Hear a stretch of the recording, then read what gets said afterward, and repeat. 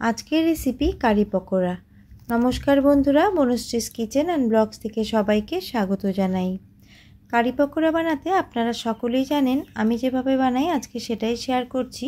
বৃষ্টির কারণে ওয়েদারটা ভালোই ছিল, কিন্তু বেশ কদিন ধরে কিন্তু প্রচণ্ড গরম পড়েছে। আর এই গরমেই কিন্তু কারি পকোড়া খেতে সবচেয়ে মজা। তবে চলুন খুব কম সময়ে কী করে এই কারি পকোড়া বানাই সেটাই শেয়ার করব। কারি পকোড়া বানানোর জন্য সবার প্রথমে পকোড়া বানানোর জন্য আমি একটা বোল নিয়ে নিয়েছি, আর বোলের মধ্যে দিয়ে দিলাম 1 কাপের থেকে সামান্য একটু কম বেসন। এবার এর মধ্যে কিছু গুঁড়ো মশলা মেশাবো।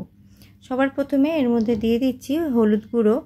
আমি আমার পরিমাণ হিসেবে হলুদ গুঁড়োটা মিশিয়েছি। দিচ্ছি হলো কাশ্মীরি লাল লঙ্কার গুঁড়ো, দিয়ে দিচ্ছি এর মধ্যে সামান্য একটু জিরে গুঁড়ো, আর দিয়ে দিচ্ছি 1/4 চা চামচের মতো জোয়ান।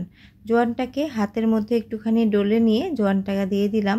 মুখে পড়লে এই জোয়ানটা কিন্তু খেতে খুব ভালো লাগে, অবশ্যই করে এই জোয়ানটা দেওয়ার চেষ্টা করবেন। এবার এর মধ্যে দিয়ে দিচ্ছি একটা মিডিয়াম সাইজের পেঁয়াজের হাফ পেঁয়াজ। পেঁয়াজটাকে একটু মিহি করে আমি কুচি করে নিয়েছি। আর দিয়ে দিচ্ছি 2টো কাঁচা লঙ্কা কুচি। ঝালটাও আপনারা আপনাদের টেস্ট অনুযায়ী বাড়িয়ে কমিয়ে নেবেন। দিয়ে দিলাম পরিমাণ মতো নুন। এবার আমি সমস্ত কিছু ভালো করে মিশিয়ে নিচ্ছি। মিশিয়ে নিয়ে অল্প অল্প জল দিয়ে এর একটা ব্যাটার তৈরি করে নেব। যারা পেঁয়াজ খান না বা নিরামিষ দিনে বানাবেন তারা পেঁয়াজটা বাদ দিয়ে এই পকোড়াটা বানিয়ে নেবেন। অল্প অল্প জল দিয়ে আমি এই ব্যাটারটা বানিয়ে নিচ্ছি। নর্মাল পকোড়া যেরকম হয় এই ব্যাটারটা কিন্তু সেরকম হবে না, তার থেকে আরেকটু নরম হবে। আর ব্যাটারটাকে আমি হাতের সাহায্যে ভালো করে একটু ফেটিয়ে নিচ্ছি। ভালো করে ফেটিয়ে নিলে এই পকোড়াগুলো কিন্তু খুব নরম হবে আর খুব ভালো করে ভেতরে রস যাবে। দেখুন ব্যাটারটা আমি এইভাবে তৈরি করে নিয়েছি। এবার ব্যাটারটাকে আমি সাইডে সরিয়ে রেখে চলে যাচ্ছি নেক্সট স্টেপে। এবার একটা বড় সাইজের বোল নিয়ে তার মধ্যে আমি 1 কাপ টক দই নিয়ে নিলাম। এবার এই টক দইয়ের মধ্যে দিয়ে দিচ্ছি 1.5 টেবিল চামচ বেসন, আর দিয়ে দিচ্ছি গুঁড়ো মশলা। তার মধ্যে দিলাম হলুদ গুঁড়ো পরিমাণ মতো, কাশ্মীরি লাল লঙ্কার গুঁড়ো আমি কালারের জন্য দিলাম, জিরে গুঁড়ো দিলাম হাফ চামচ, ধনে গুঁড়োও দিলাম হাফ চামচ। এবার দইয়ের সাথে সমস্তটা খুব ভালো করে মিশিয়ে নেব যাতে কোনো দলা ভাব না থাকে। এখানে আমি চামচ দিয়ে সমস্তটা মিশিয়ে নিচ্ছি, আপনারা হুইস্কের সাহায্যেও এটা মিশিয়ে নিতে পারেন। দেখুন খুব ভালো করে আমি এটাকে মিশিয়ে নিয়েছি দইয়ের সাথে মশলাগুলোকে। এবার এই ব্যাটারের মধ্যে আমি জল দিয়ে দেব। জলের পরিমাণটা একটু বেশি দিতে হবে, কেননা এটা কিন্তু অনেকটাই ঘন হয়ে যাবে। ওই কাপ মেপেই আমি 4 কাপেরও থেকে সামান্য একটু বেশি জল এর মধ্যে দিয়ে দিচ্ছি। আপনারা কতটা বানাবেন, আপনারা কতজনের জন্য বানাবেন সেই হিসেব করে কিন্তু এই জলটা দিতে হবে। জল দিয়ে সমস্তটা মিশিয়ে নিতে হবে। আর জলটা কিন্তু এই সময়ে দিতে হবে, পরে না দেওয়াই ভালো। আগেই কিন্তু সমস্তটা রেডি করে তারপরে এটা রান্না করতে হবে। দেখুন আমি জল দিয়ে সমস্তটা ভালো করে মিশিয়ে নিয়েছি। আমি আরও 2 কাপ জল এর মধ্যে দিয়ে দিচ্ছি। আর কারি কিন্তু আমার একটু পাতলা খেতেই ভালো লাগে, একটু ডালের মতো হলেই আমার বেশি ভালো লাগে। দিয়ে সমস্তটা ভালো করে মিশিয়ে নিচ্ছি। আর এই জলটা কিন্তু আগে দিয়ে দিলেই ভালো হবে, পরে না দেওয়াই ভালো। জলটা সমস্তটা এবার মিশিয়ে নিয়েছি। এবার আমি এর মধ্যে পরিমাণ মতো নুন দিয়ে দিলাম। নুনটা আপনারা চেক করে নেবেন, নুনটা আপনাদের স্বাদ অনুসারে দিয়ে নেবেন। আমার মনে হচ্ছে হলুদ গুঁড়ো একটু কম হয়েছে, তার জন্য আরেকটু হলুদ গুঁড়ো আর একটু কাশ্মীরি লাল লঙ্কার গুঁড়ো আমি অ্যাড করে দিলাম। দিয়ে সমস্তটা ভালো করে মিশিয়ে নিচ্ছি। এবার এটাকে আমি সাইডে রেখে দিচ্ছি। এবার চলে যাচ্ছি নেক্সট স্টেপে। গ্যাসের মধ্যে কড়া বসিয়ে পরিমাণ মতো আমি সর্ষের তেল গরম করতে বসিয়েছি। এবার আমি পকোড়িগুলো ভাজবো। তার আগে আমি পকোড়ির মধ্যে একটা জিনিস দিয়ে দেব, খুব সামান্য একটু দিয়ে দিচ্ছি খাবার সোডা। আর এটা কিন্তু পকোড়ি ভাজার জাস্ট আগেই দিতে হবে, আর খুব কম পরিমাণেও দিতে হবে। দেখেছেন তো আমি 2 পিঞ্চের মতোই দিয়েছি। এবার সমস্তটা খুব ভালো করে মিশিয়ে নিয়েছি। এবার পকোড়িগুলো ভেজে নেব। তেল গরম হয়ে গেছে, ছোট ছোট আকারে আমি পকোড়িগুলো দিয়ে দিচ্ছি। পকোড়িগুলোকে আমি ছোট ছোট করেই ভেজে নিচ্ছি। পকোড়িগুলো কারির মধ্যে দিলে কিন্তু ডবল সাইজ হয়ে যাবে। এইভাবে সমস্ত পকোড়ি আমি ভেজে নেব।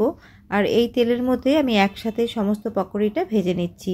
গ্যাসের ফ্লেমটাকে একদম লোতে করেছি যাতে পকোড়িগুলো ভালো করে ভেতর থেকেও ভাজা হয়ে যায়। পকোড়িগুলোকে 2 ব্যাচে ভাজলে ভালো হতো, আমার একটু তাড়া ছিল, তার জন্য 1 ব্যাচেই আমি সমস্ত পকোড়িগুলোকে ভেজে নিচ্ছি। আর বন্ধুরা ব্যাটারটা এইরকম একটু পাতলা থাকলেই কিন্তু পকোড়িগুলো খুব নরম হবে। এক সাইড হয়ে গেলে আরেক সাইডে আমি উল্টে দিচ্ছি। আর এগুলোকে আমি উল্টে পাল্টে একটু লাল লাল করে ভেজে নেব। কারি পকোড়ি খেতে আমি খুব ভালোবাসি। আমার মতো কারা ভালোবাসেন আমাকে অবশ্যই কমেন্ট করে জানাবেন। রান্নাটি করতে করতে বলে রাখি, আমার পুরনো বন্ধুদের আমার অশেষ ধন্যবাদ আমার সাথে সব সময় থাকার জন্য। আর নতুন বন্ধু যারা আমার চ্যানেলটিকে ভিজিট করেছেন, আমার চ্যানেলের ভিডিওগুলো ভালো লেগে থাকলে আমার চ্যানেলটিকে সাবস্ক্রাইব করার অনুরোধ রইল। আর মনে করে পাশে থাকা বেল আইকনটির অল প্রেস করে দেবেন, তাহলে নিত্য নতুন ভিডিওর আপডেট সবচেয়ে আগে আপনারা পেয়ে যাবেন। কথা বলতে বলতে পকোড়িগুলো ভাজা হয়ে গেছে, এবার তেল ঝরিয়ে নিয়ে তুলে নিচ্ছি। এই তেলেই আমার বাকি রান্নাটাও হয়ে যাবে। এই পকোড়িগুলো ডাল ভাতের সাথেও কিন্তু খেতে খুব ভালো লাগে। এবার তেলের মধ্যে দুটো শুকনো লঙ্কা ফাটিয়ে দিচ্ছি। কয়েক সেকেন্ড লঙ্কাগুলোকে একটু নাড়াচাড়া করে নেব। লঙ্কার কালারটা যখন হালকা চেঞ্জ হবে তখন এর মধ্যে আমি ফোড়ন দিয়ে দেব। দেখুন লঙ্কার কালারটা হালকা চেঞ্জ হয়েছে। এবার এর মধ্যে আমি দিয়ে দিচ্ছি 1 চামচ 5 ফোড়ন। 5 ফোড়ন কিন্তু এর মধ্যে খুবই ভালো লাগে। আপনারা চাইলে সর্ষে ফোড়ন বা জিরে ফোড়নও দিতে পারেন, তবে আমি বলবো 5 ফোড়ন দিয়ে একদিন এই কারি পকোড়িটা খেয়ে দেখবেন। এবার আমি কয়েক সেকেন্ড নাড়াচাড়া করে নেব 5 ফোড়নটাকে।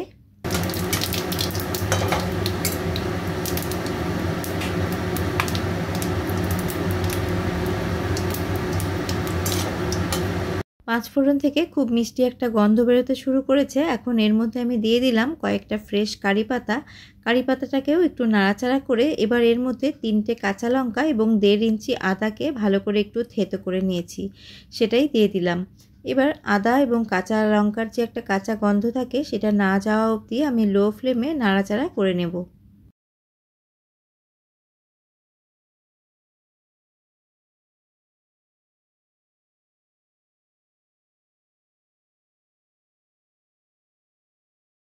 আদা এবং কাঁচা লঙ্কার কাঁচা গন্ধ চলে গেছে।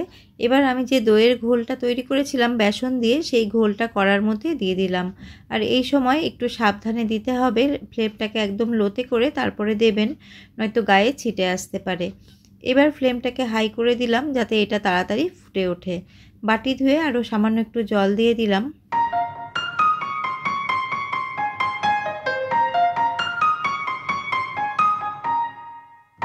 কারির মধ্যে আমি আগে নুন দিইনি, এখন স্বাদ অনুসারে নুন দিয়ে দিচ্ছি। নুন দিয়ে সমস্তটা খুব ভালো করে মিশিয়ে নিচ্ছি। এখানে যে পরিমাণ আমি কারি পকোড়ি তৈরি করেছি সেই হিসেব করে সমস্ত মশলা, বেসন এগুলো ব্যবহার করেছি। আপনারা যদি বেশি পরিমাণ বা কম পরিমাণ তৈরি করেন সেই হিসেব করে বেশি বা কম করে সমস্ত মশলা এবং বেসনের ব্যবহার করবেন। দেখুন এখানে কিন্তু ভালো করে কারিটা ফুটতে শুরু করেছে। কারি ফোটার পরেও আরও 3 থেকে 4 মিনিট কারিটাকে ফুটিয়ে নিয়েছি, আর বেসনের কাঁচা গন্ধও চলে গেছে। এবার গ্যাসের ফ্লেমটাকে আমি অফ করে দিয়েছি। অফ করে দিয়ে পকোড়িগুলো কারির মধ্যে দিয়ে দিলাম। পকোড়ি দিয়ে কারিটাকে আর ফোটানোর কোনোই প্রয়োজন নেই, কারিটাকে আমি আগেই ফুটিয়ে নিয়েছি। এখন কারির কনসিস্টেন্সিটা ডালের মতো রয়েছে। এটা ঠান্ডা হয়ে গেলে কিন্তু আরেকটুখানি ঘন হয়ে যাবে, যেহেতু এর মধ্যে বেসন রয়েছে। এবার 5 মিনিট স্ট্যান্ডিং টাইমে রেখে তারপরে আপনাদের সার্ভ করে দেখাচ্ছি। সহজ পদ্ধতিতে কারি পকোড়ির রেসিপি আপনাদের কেমন লাগলো কমেন্ট করে জানাবেন। আর দেখুন 5 মিনিটেই পকোড়িগুলো ফুলে একদম ডবল হয়ে গেছে। আর যদি ভালো লেগে থাকে তাহলে একটি লাইক করবেন। আবারও আমি হাজির হয়ে যাব অন্য কোনো রেসিপি নিয়ে বা ব্লগস নিয়ে। আজ এই পর্যন্তই, নমস্কার।